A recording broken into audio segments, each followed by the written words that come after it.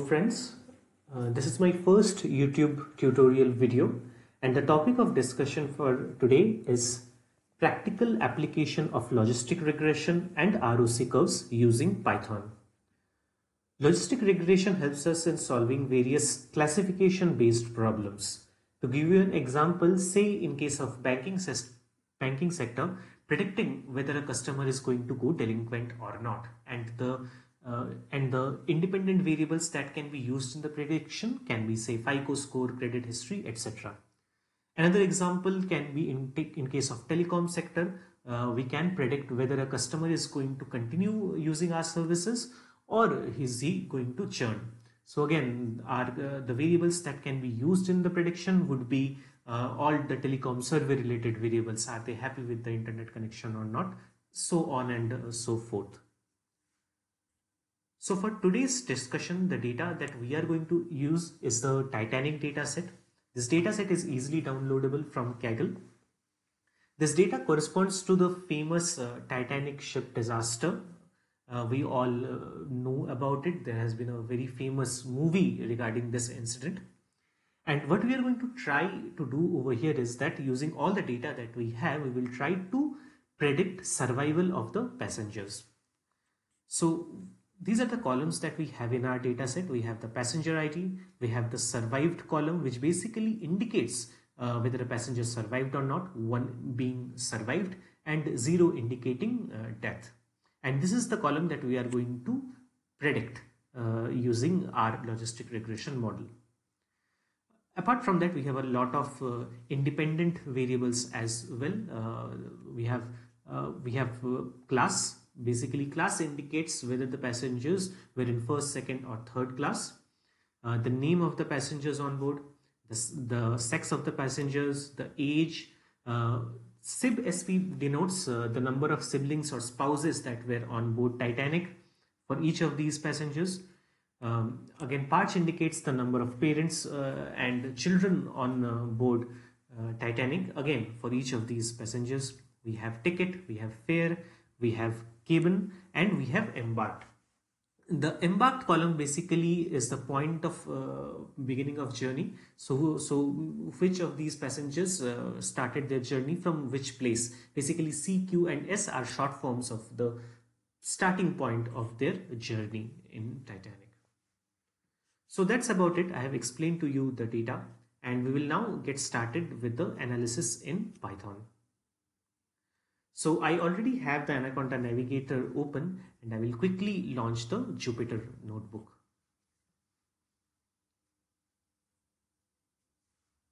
Okay, Jupyter notebook is open now. I'll create a new notebook. Python notebook is open now. To save time, I have already written down the code over here, and I will keep on copying it and pasting it in my editor, and we will keep on running it. So the first part. So over here, what we are doing is we are importing all the necessary libraries. We are importing pandas, numpy, seaborn, matplotlib for the plots, and maths for different calculations that we are going to do. And this statement is basically loading the dataset. The dataset is there in this particular location in my computer itself. And I will also look into the first 5 rows of this dataset. So as we can see over here, so this is, we have already seen this in the Excel sheet just a few moments back. We have the passenger ID, we have the survived column, the passenger class, so on and so forth. I will quickly print the number of data points we have. So we have data for about 891 passengers at the start. I will now begin doing some exploratory data analysis on this. So I will use it as a header. We'll begin with the exploratory data analysis. First up, we will plot a count of the number of passengers that survived.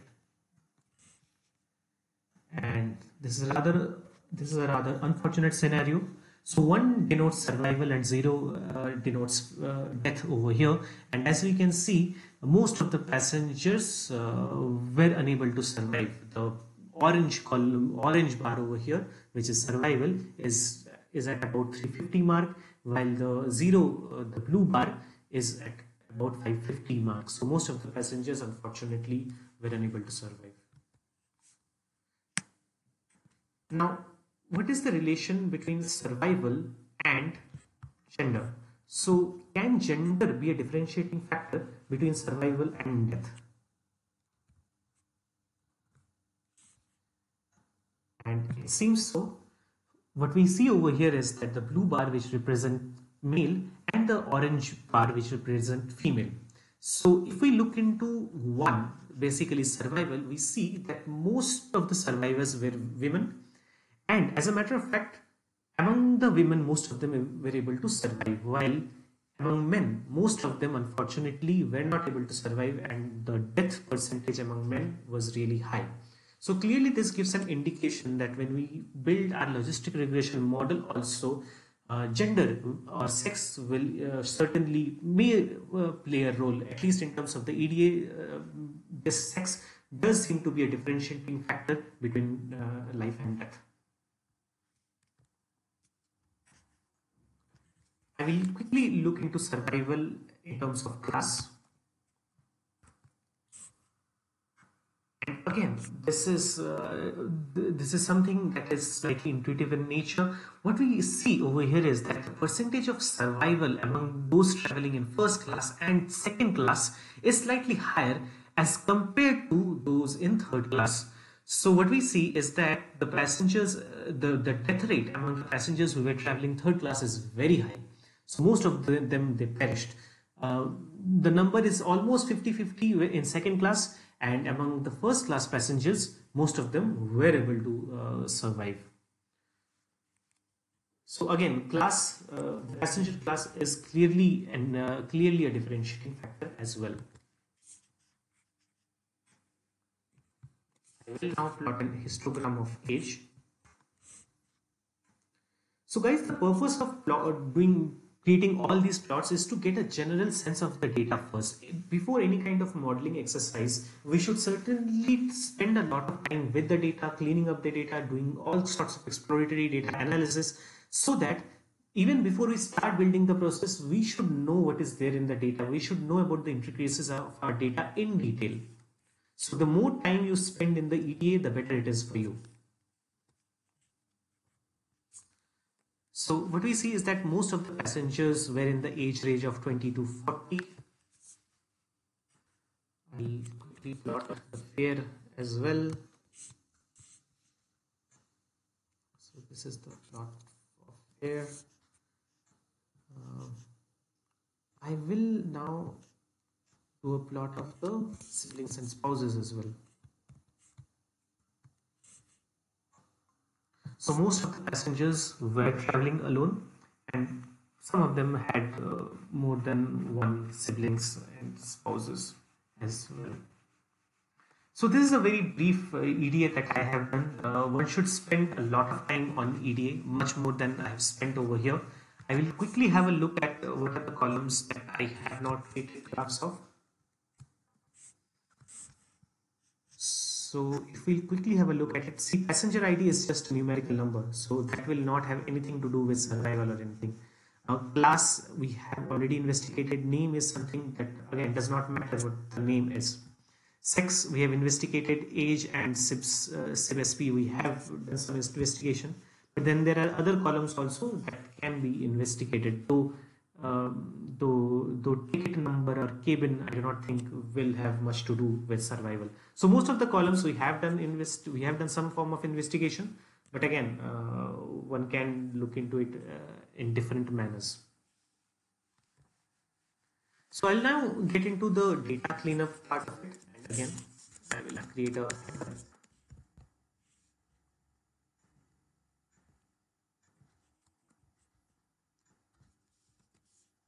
So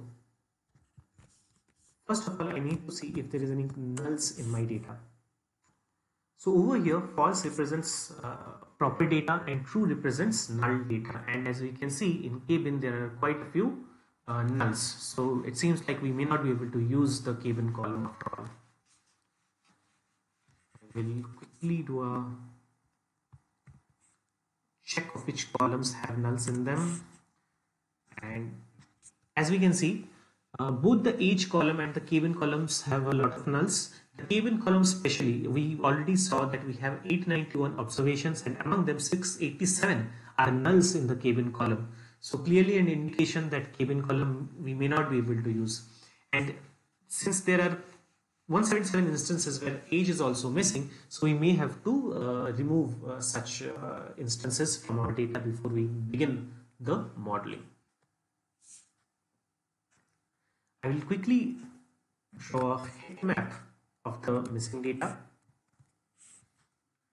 and this basically indicates the variables why data is missing. Again, we have already seen K-bin, most of the data is missing and hence the color is yellow, and in age the data is missing in parts, so lesser number of yellow lines over there.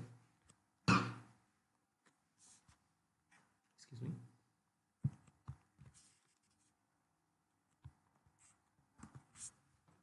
So yeah, this is a blocks plot of age and passenger class, and they are somewhat related it seems, because what we see over here is that for more aged passengers they prefer traveling first class, and this also makes sense because they probably have more money, they have been earning for a longer period of time, and they could afford first class.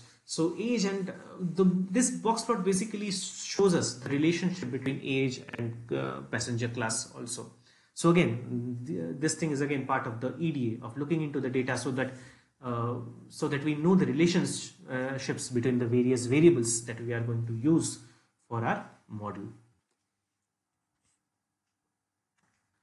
I will now, as already spoken, I will drop the K-bin column because of the huge number of nulls over there. So I've dropped it. I will again have a quick look at the data. So if you remember earlier, we had a K-bin column, and of course now that we have dropped it, so when I just select the top 5 columns, we do not top 5 rows, we do not see the K-bin column. Now I will be dropping all variables, all observations that have nulls in them. So essentially what will happen is that I'll be dropping 177 plus 2, 179 observations, because there are 177 observations where age is null and perhaps 2 more where embarked is null. So around, if there are no overlaps, we'll be dropping around 179 observations.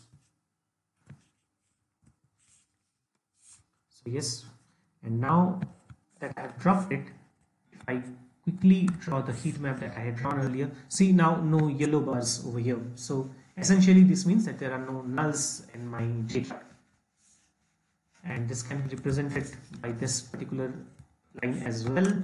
So as we saw earlier, there were 177 nulls here, embarked had 2 nulls, and now none of these columns have nulls. Of course, K-bin we have already dropped, so no nulls in my data now. And now, because we have dropped so much data, let us calculate the new number that we have. So initially we started off with 891 observations, and now because of the data cleanup process, basically removing nulls, we have 712 observations left. So we'll go ahead with these many observations for our modeling exercise. But before the modeling exercise can begin, I will quickly talk about some cases of the data. Say for example the sex column. Now what we see over here is it is male and female, and logistic regression, it won't understand male or female. We need to code this. So we need to create dummy variables out of sex. Similarly for embarked also. Like if embarked has got anything to do with death, then for the logistic regression to investigate that, this column needs to be made into dummy variables, and I will quickly show you how that is to be done.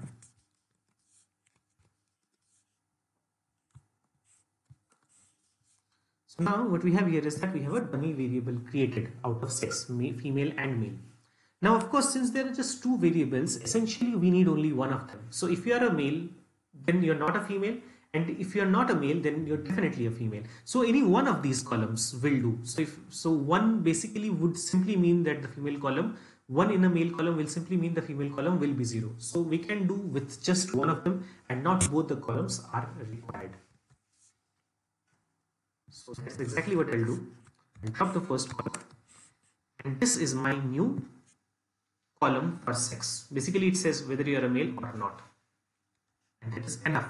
No further information is needed out of the column sex. And similarly for embarked. Now if you remember, embarked had 3 different levels, C, Q and S. But we do not need the column C over here, because if you are not in Q and if you are not in S, that simply means that you are in C. So 0, 0 in Q and S means that the C part would have been 1. So essentially if a variable has 3 or 4 different levels, the dummy would always have, the number of dummy variables would always be 1 less than the number of actual levels in the initial variable. For example, sex has 2 variables, and in terms of dummy variable it will be just 1 variable. Similarly, embark had 3 different levels, but when it became a dummy variable we only needed 2. So the number of dummy variables will always be 1 less compared to the number of levels in that particular column. Now I will concatenate the new dummy variables with the data, and I will now have a quick look at the data. Now clearly we can ignore many of these columns because we already have males, so the sex column can be ignored. We already have Q and S to separate dummy variables, so the embarked column can be ignored.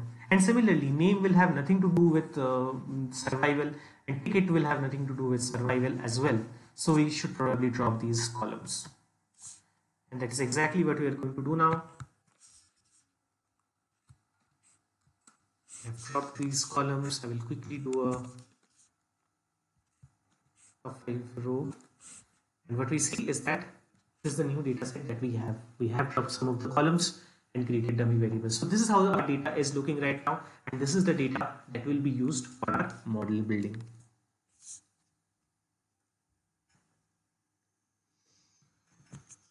So now I will create another header, model building. I'll name it,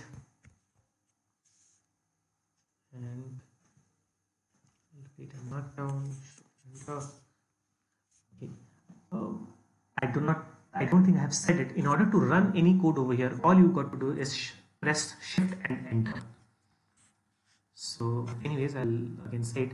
So now for building our model, this is the code that we are going to use, and in order to run this part of the code and anything, basically all we do is Shift and Enter. So here we have done this. Now essentially, before any kind of modeling exercise, we need to divide our data into training and test. Training data set is where our model is getting trained essentially, and the test data set is something that the model will not see, but all our accuracies will be calculated on a basis of the test data set. This is because our model is supposed to predict data that it has not seen. So it will be very easy for a model to predict something if the data is already given to it. But the real success of a model comes from the fact that it should be able to predict even unknown data.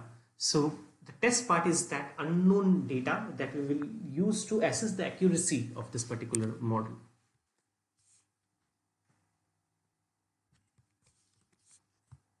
This is basically dividing our data set into training and test. So I run this, and what we have done essentially is that our Y column is basically our dependent column is the survived column, and anything apart from survive, the remaining of the columns like P class, age, sub SP, etc., they are our X variables or our independent variables. Now we will quickly standardize our independent variables. Now, why did I standardize these variables? To be honest, even if I had not standardized this, logistic regression would still run. But I also want to assess the relative importance of our variables, and I want to do that using our standardized coefficients that I'll get through the logistic regression model. So if I was not interested in assessing the percentage of importance of these variables, I could have simply gone on. There is no problem, there would have been no problem with interpretation of the model even if I had not standardized it. To run a logistic regression, standardizing is not absolutely necessary. But I have still done it because I want to assess the percentage importance of the variables as well using the standardization technique. So what I have done essentially is that I have divided the data with the, I have subtracted the mean out of the data and divided it with the standard deviation. So x minus x bar divided by standard deviation. So which is basically a way of standardizing the data.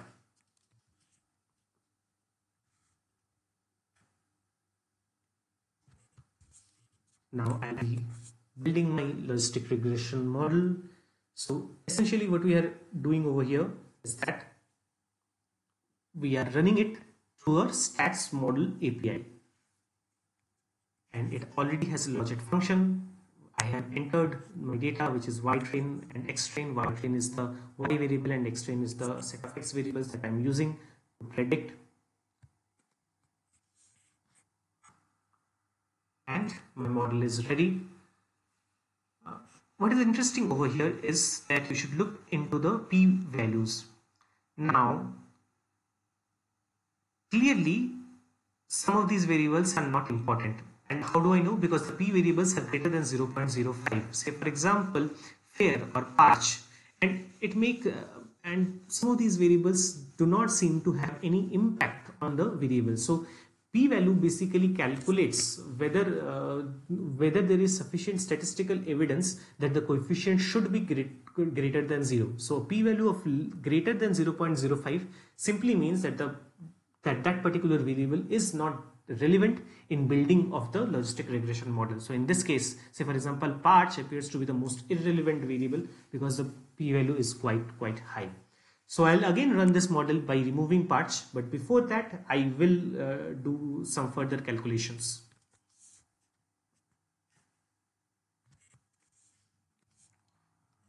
This is how I get the predictions.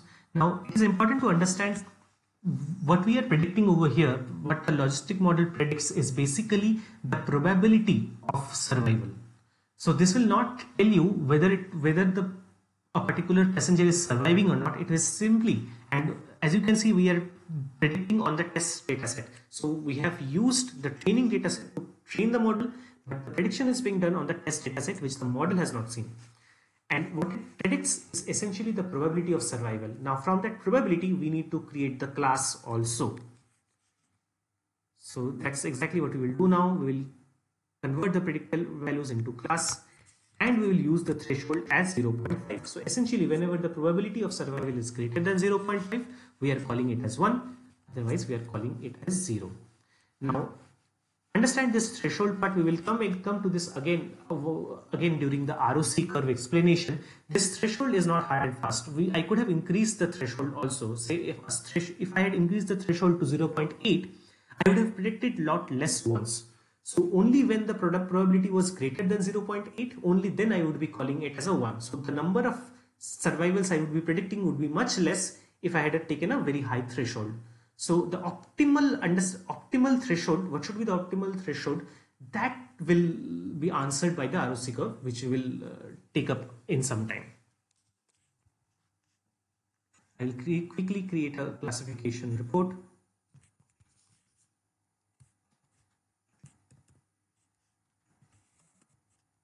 And we have the precision recall values. I will explain the classification matrices in some time.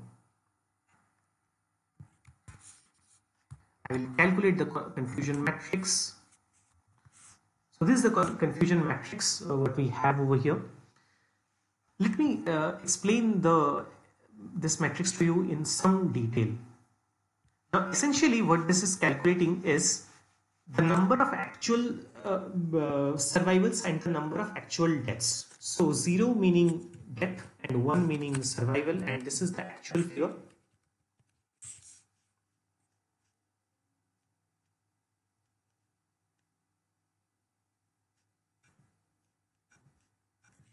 So this is the actual data, and this would be the predicted data. Predicted basis are regression model, 0 here, 0 here, and the numbers that are 105 and 22, 105, 22, we have 19 and 68. So if I calculate the accuracy, if I manually calculate the accuracy, that is basically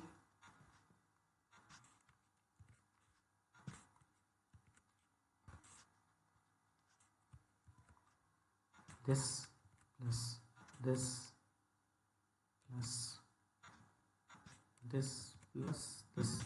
So essentially, how many times our predictions has been right? So 80% of the times. So this is accuracy. What is our true positive rate? TPR. A TPR essentially is the number of times that we have been able to predict survival correctly. So essentially this would be 68, which is where predicted and actual both are 1, divided by how many times there were actually there was survival. So this is the true positive rate, which is at 78%, and I'll also calculate something called false positive rate, and all this will become more relevant when I start explaining the ROC curve. So false positive rate is that how many times we have falsely classified something as survival when that was actually death. So basically, how many times we have falsely predicted success when it was in fact a failure. So false successes divided by false successes plus failures, true failures essentially. So these are false positive rate. And now I'll quickly move back to here.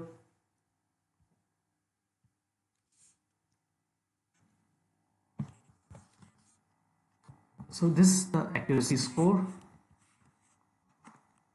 and 80.8%, which is basically, I just showed you this same calculation in Excel, 80.8%. So this is what the accuracy score gives to you. Essentially, this is the number of successes. The bigger our diagonals in a confusion matrix, the bigger is our accuracy. So this is done, and now finally I'll calculate the sensitivity and specificity. Sensitivity is nothing but the false positive rate, and specificity is basically the sensitivity is nothing but the true positive rate, and specificity is the true negative rate. So 78.16 is our sensitivity, which is the true positive rate, 78.2%, 78.16%, so it's completely matching, and the false positive rate is 17%.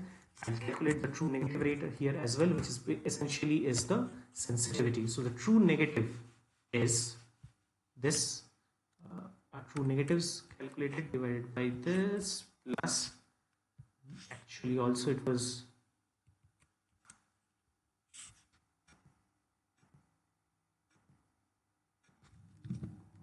so 2.68%, which is our specificity. So true negative rate is essentially our specificity, and true positive rate is our sensitivity.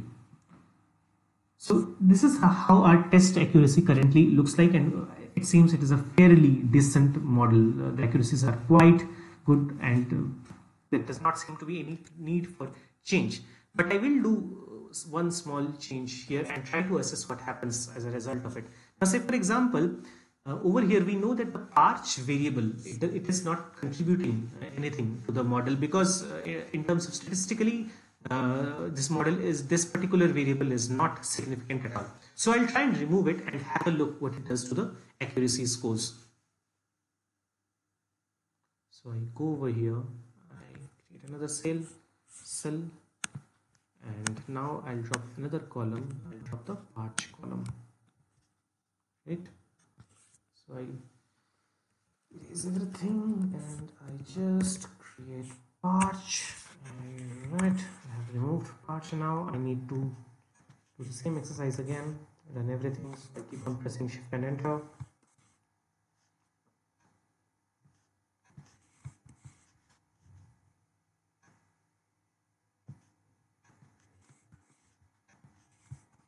Threshold remains 0.5.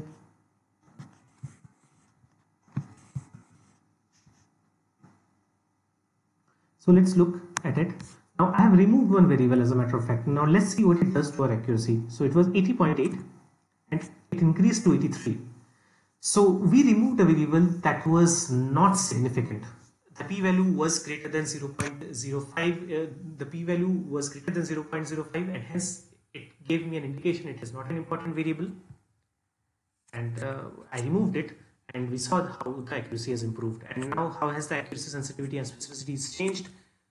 So yeah, so improvement in both sensitivity, specificity and accuracy is seen.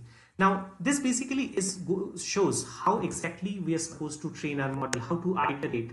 Again, we can keep on changing it based on the and keep just the most important features, but one by one this should be done so that we can understand. And model building it takes some time. So to get to the best model, it will take you a lot of time.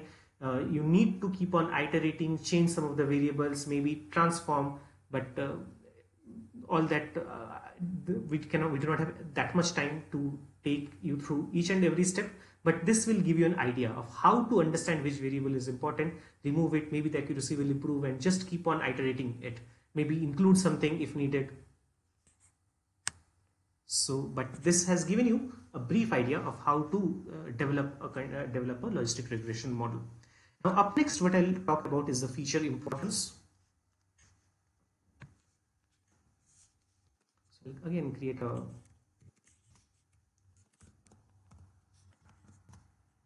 header, and I will choose markdown, I go shift enter, feature importance. So, what I have here now, I'll run this snippet. Essentially, I have already created a standardized model, so I can simply use the standardized coefficients in the model and get an idea of the importance of the variables. So what I'm doing over here is that I'm taking the standardized coefficients, I'm creating an absolute value out of them, and finally I'm dividing these absolute coefficients with the total sum to get a relative understanding of the variables. And this is extremely intuitive in nature. Fortunately for us, not every time you get such intuitive results. Look at the male variable. The standardized coefficient is negative. This basically indicates survival is negatively related with being a man. So if you're a man, your chance of survival is reduces. And if you're in a higher class, say basically if you're in a traveling third class, as compared to traveling in first class, you're at bigger chance, you're at bigger risk, and hence it is again negative. So the higher you go in class, basically higher you go from 1 to 2 to 3, the lesser your chances of survival. So again negative, and so on and so forth. And the percentage importance, we already know that sex and class are important variables. We have seen that in the EDA as well, and our relative importance sort of validates the same thing. Now, standardized coefficients is a very crude way of assessing percentage importance. There are other ways of assessing importance as well, and I will quickly show you just one way. But one has to understand that all these results may not point in the same direction. I'll be using an extra trees classifier, and there is a feature importances segment over there itself. It calculates the feature importance automatically. But again, this has got nothing to do with the regression method as such. It is a different method, and it may give you a different result. But just to have a quick look, and there is no 100% accurate model. There is no 100% accurate relative importance percentage. All of these are meant to help you in some manner, to give you an understanding of the data, but there is no such model which is 100% correct. So we'll quickly run it, and as we can see over here, there is a difference. So basically age is coming out as a more important feature over here. but the top 4 features remain largely the same, though fare comes up. So yes, there is a difference in the result of both of these two methods, but still feature important. There are many different ways of calculating feature importance, and if we go by strictly by the R model, in R model we have given more importance to these variables, and it makes a lot of intuitive sense as well. So I'll go ahead. Now we are entering the last part of this particular session, and this is the ROC curve, and I will quickly tell you what ROC curve is. ROC curve helps us in assessing the optimal threshold. We have already spoken about the threshold. We have chosen it at 0.5. So whenever the survival probability is greater than 0.5, we are marking it as 1 or survived. Now what is the optimal threshold? That answer will be given by the ROC curve, and we are loading the libraries for ROC curve here. Predicting the probabilities. So these are the same probabilities that we had predicted earlier. I will also generate a no skill prediction. Basically, if we had just randomly said survival and no survival 1 and 0, if we had just randomly said it without any help from the model, we will be at we will be 50% times ideally will be correct and 50% times will be wrong. So that is the no skill prediction. And I will calculate the scores.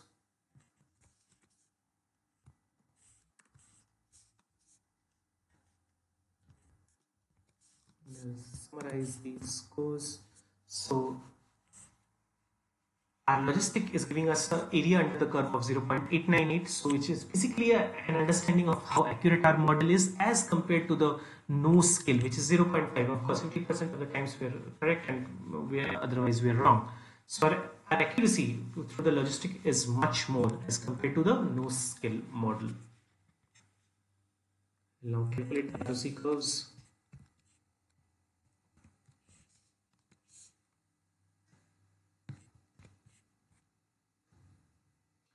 So over here, I'm calculating the PPR essentially means the true positive rate, FPR means the false positive rate. I've already shown these to you in an Excel sheet some time back. And my thresholds are basically my probabilities.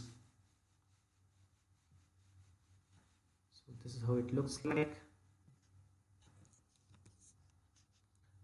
And I'll create this ROC data, which basically has my true positive rate, false positive rate, and thresholds. Now, what exactly have I done over here? This true positive rate, this false positive rate that I have calculated is on the basis of just one threshold, which is 0.5. What ROC curve essentially does is that it calculates the same true positive rate and false positive rates for a variety of thresholds. And this way we will get to understand what our optimal threshold is. Our optimal threshold should be that threshold which is causing the maximum amount of difference between our true positive rate and false positive rate. So our true positive rate should be high and our false positive rate should be low.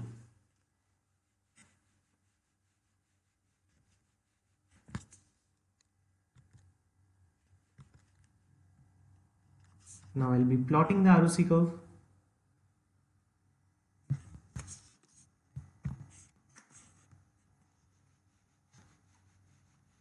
So essentially there are 2 points where our false positive rates are low and the true positive rate is really high.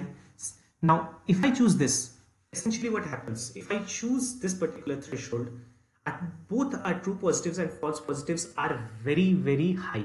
So no point. So basically this is a point where our threshold is so low that everything is being classified as survival. So even those who did not survive are being classified as survival, and hence our true positive rate is also 1 and the false positive rate is 1 too. Similarly, this is a point where our threshold is so high that both our true positive rate and false positive rates are really low. So nothing is being classified as 1. So our threshold cannot be so high either. So this is a point of low threshold where everything is being classified as 1. This is a point of high threshold where nothing is being classified as 1. So we have to hit that sweet spot over here where the difference between the true positives and false positives is maximum. Now it can be here, it can be here either. These are the 2 points that we see. Now which threshold to choose? And that, and then this part, this essentially is calculating where is the gap maximum. So essentially, if I lower down my threshold a little bit, so if I lower down my threshold, essentially what will happen? Right now my threshold is 0.5. If I reduce my threshold to 0.47, which my true positive rates will increase. Basically, my sensitivity will increase, and my false positive rate will remain low itself. Right now, it's 17% with that with our 0.5 threshold. But if I lower down the threshold, of course I'll be counting more ones, I'll be predicting more ones, and my sensitivity is going to go up. So let's see what happens if I change my threshold to 0.47. I'll go up again and nothing changes in my model. All I will do is change my threshold. I'll calculate the classification report again. Now let us look at the confusion matrix now. I have essentially reduced my threshold. So this number 68, when I'm predicting the number of ones, will go up now if I run this. This is exactly what happened. So I'm predicting more ones now because I reduced my threshold slightly. What happens to the accuracy as a result of it? My accuracy, as a matter of fact, reduces a little bit. So even though I've increased my sensitivity, it seems like my specificity has not increased as much. So changing the threshold didn't really improve my overall accuracy, but what will happen, and we'll quickly see, is my sensitivity would have increased. So instead of 78, it will be slightly more. And that's exactly what happened. So I have increased my sensitivity a little bit and decreased my specificity. Overall accuracy is low. And this is what the changing the threshold has led to. Now, it really depends on the industry. It really depends on the business context, what you want to assess, give more importance to. Like in this case, if someone feels that predicting once properly is more important, sensitivity is more important. I want to predict more once. And it really depends on the business context. And if someone feels that sensitivity should be more, then probably he can play with the threshold in such a manner. In this case, since I've lowered down the threshold, my sensitivity has increased. So we are at the end of our session. I hope I have been able to give you a clear picture of what logistic regression is all about, how to run it, how to understand the relative importance of the variables, how to choose variables by using the p-value. And I've also given you an understanding of our accuracy, true positive rates, false positive rates, and true negative rates. Thank you so much. If you like the video, please press the like button and share it too. Thank you so much.